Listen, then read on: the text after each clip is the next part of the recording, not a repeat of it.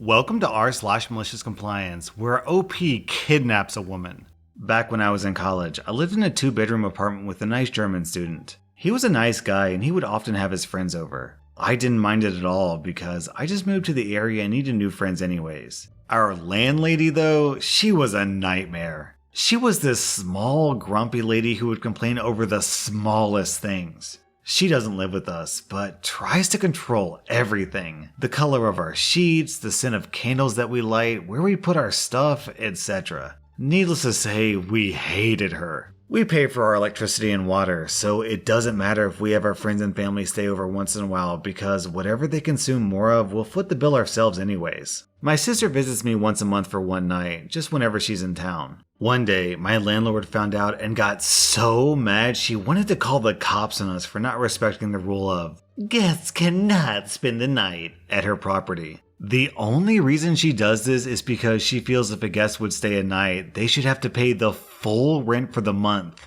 The month! But cue malicious compliance. When one of my German roommate's friends was laid off from his main job, he was left homeless with only a grave shift part-time job. He asked if he could stay with us for about a week or two. I told him I didn't mind, but my landlady might mind. They told me not to worry. And she was fuming when she found out, which happened the day after he decided to stay with us because she checks on us unannounced every other day and has security cameras outside our door. She threatened to call the cops on us again, and all my roommate said was, "But you told us explicitly no one can spend the night at our property. He's never here at night because he's working, so there's no rule broken here." She had nothing to say and left. We could hear her screaming from inside her car that was parked right outside. Then, down in the comments, we had this bizarre contribution from Bailey the Nerd.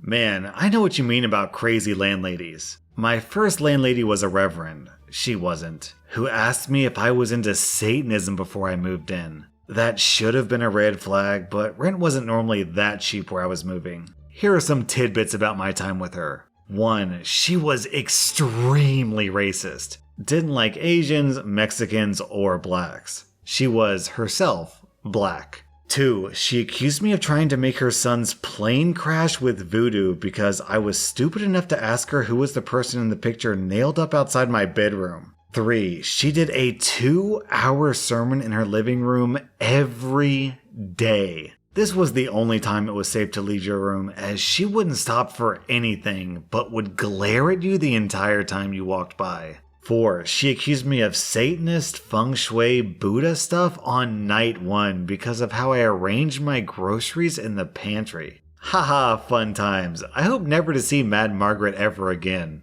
This lady thinks that OP is a Satanist because of how he arranged his groceries? Like, what does she think's gonna happen? Someone's gonna accidentally put their box of cereal in the perfect spot, which opens a gate to hell and summons a demon into our mortal realm?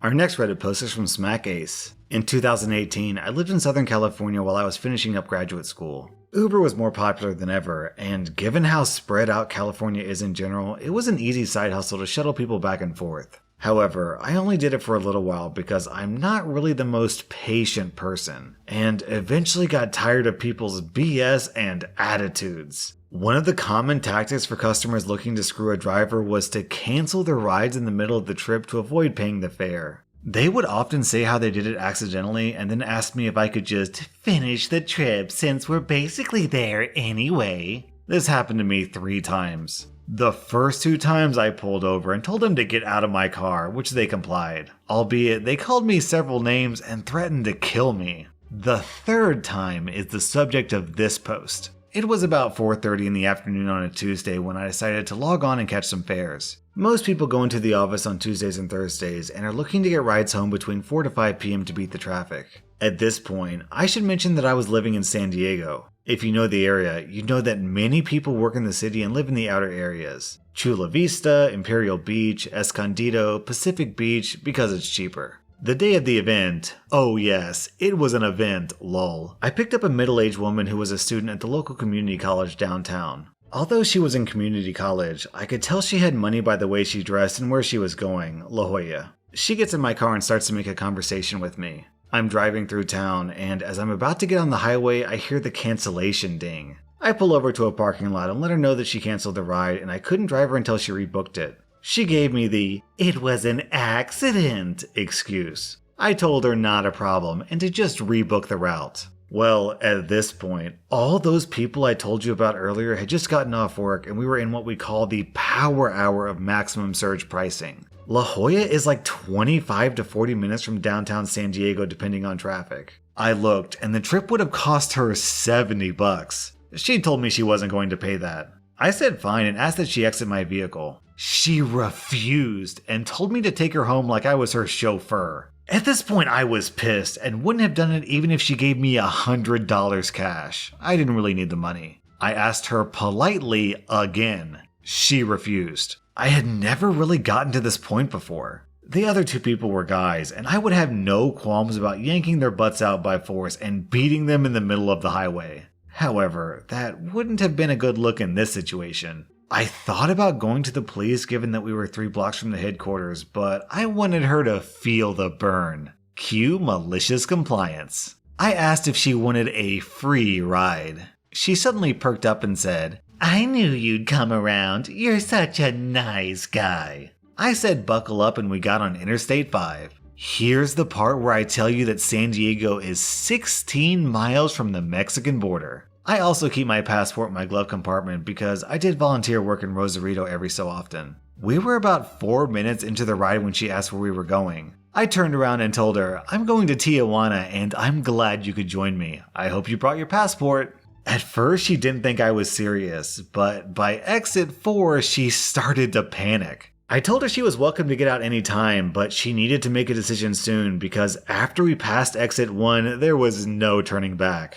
I also told her that I wasn't taking her back. Well, she got the message and pleaded for me to pull over. I pulled over and dropped her off at the outlet mall in San Ysidro at the border. Just for giggles, I checked the Uber rate from the mall to La Jolla and the cheapest rate was $87 for a pool ride. I didn't make any money that night, but that was the richest experience I had while being a rideshare driver. I stopped about 1 month later and sold my car.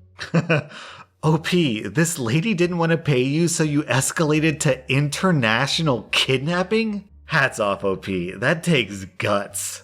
Our next Reddit post is from Vasco. In 2017, I signed a contract for my web shop with our national mail carrier to deliver my parcels. The more parcels, the better rates you get. In my league, they had a 1,000, 2,000, or 5,000 parcel target contract. I went with the 2K one. At the end of year 1, there would be an evaluation, and they said they would be very flexible and reasonable because their priority is to help grow my business. I actually had that in writing. For any parcel I'd sent through them beyond the 2K target, I'd get a 50% refund of the difference between the 2K and 5K rate. That is, at the 2K rate, it was 3.5 euros per parcel, and for the 5K rate, it was 3 euros per parcel. So they would refund me 25 euro cents back for each parcel above my 2K goal. On the other hand, for each parcel I was short at the end of the year of the 2K target, they would charge me double the difference between the 2K and the 5K rate, on top of a flat rate penalty fee. So basically, 1 euro per parcel I was short in the above example, plus the penalty. The end of year 1 of my contracts is 2 weeks away, and I'm sitting at 1,850 parcels.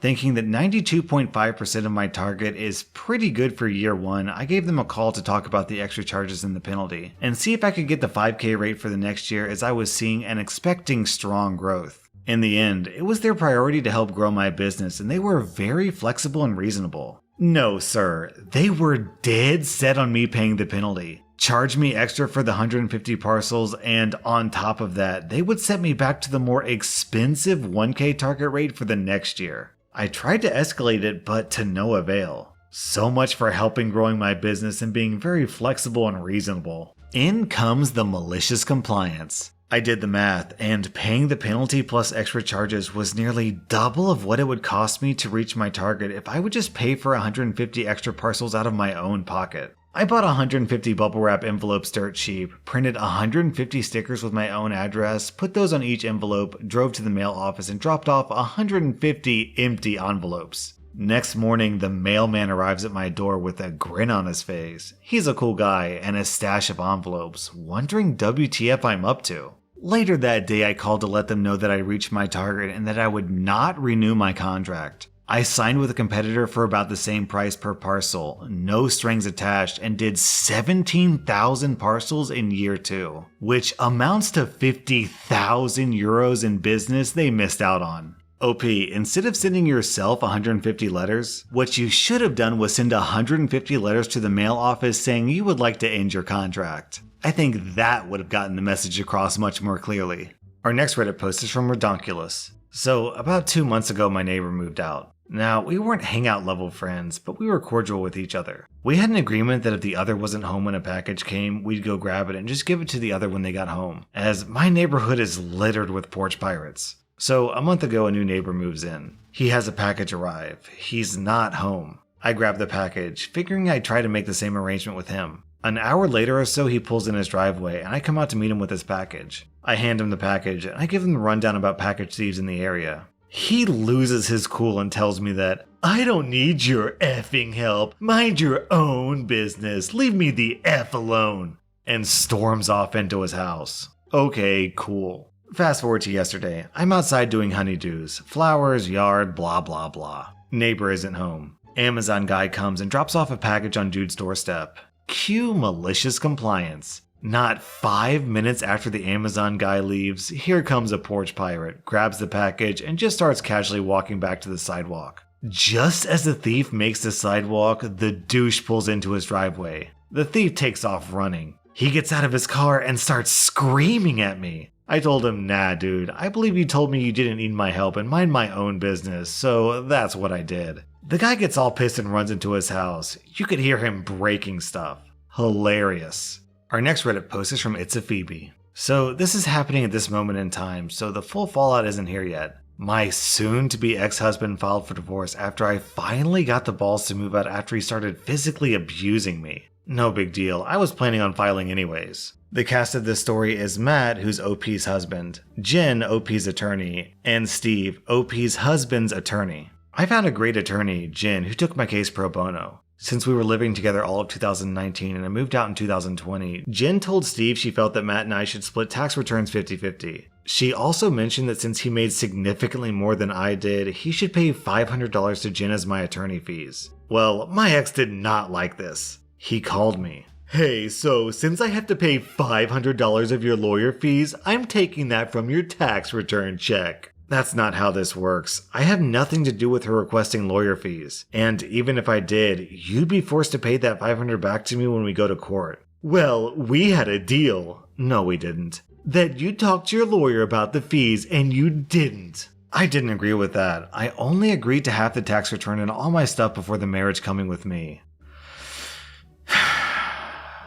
Matt sighs loudly. I can tell that he's getting angry. "Look, can I come get my check? I have bills I gotta pay and my work is shut down. Will you leave it under the doormat?" "No, I will hand it to you when you get here." "No thanks, I'd rather not have to see you. Please leave a check for half of the tax return under the doormat." "Why do you have to make things so difficult? Just leave me the F alone." And with that, he hung up. Leave him the F alone, got it. I emailed Jen to make sure it was okay to block his number on my phone. She said as long as he has an email he can use to communicate with me, I could. So I sent, "If you need to contact me, please do so with this email and include both attorneys." And then I blocked his number. The thing is, Matt's lawyer, Steve, did not take his case pro bono. So every single time my attorney and his attorney email, half an hour of time gets added to his bill, since the minimum pay is 30 minutes. All because he decided to act like a child. Our next Reddit post is from Angel. My family owned a couple of beach stores on a beach that sold t-shirts, towels, and bikinis. The bikinis were a big seller, and we decided to mark them down for the week from $40 to $25. I put a sign up that showed the sale price, and roughly an hour later a little kid knocked the sign down. Before I could replace it, a big, sweaty, intimidating gentleman comes up to me and slams his hands on the counter. "Yo, my girl wants these 2 bikinis and you're going to give me a deal or I take my business elsewhere." I was gonna tell him about the sale, but once he demanded a deal and he tried to intimidate me with his size and slamming on the counter, I decided against it. "I'll give you 2 for $60. Done. Completed the sale, and as the man was leaving, I put the sale sign back up. Down in the comments, we have this story from Night Ray. I actually went on vacation to Mexico with a couple of friends from college. First adult vacation for us. At the market, we check out tourist t-shirts. Now, at this outdoor market, there were no signs to indicate how much the t-shirts cost. When one of my friends asked how much, he was quoted something like 240 pesos a shirt. My friend thought for a second and said, "I'll give you 600 pesos for 2. The vendor said sold, and the transaction was completed. That vendor made a point to enthusiastically greet us whenever we visited that market for the rest of the week. That was r/maliciouscompliance, and if you like this video, then hit that subscribe button because I put out new Reddit videos every single day.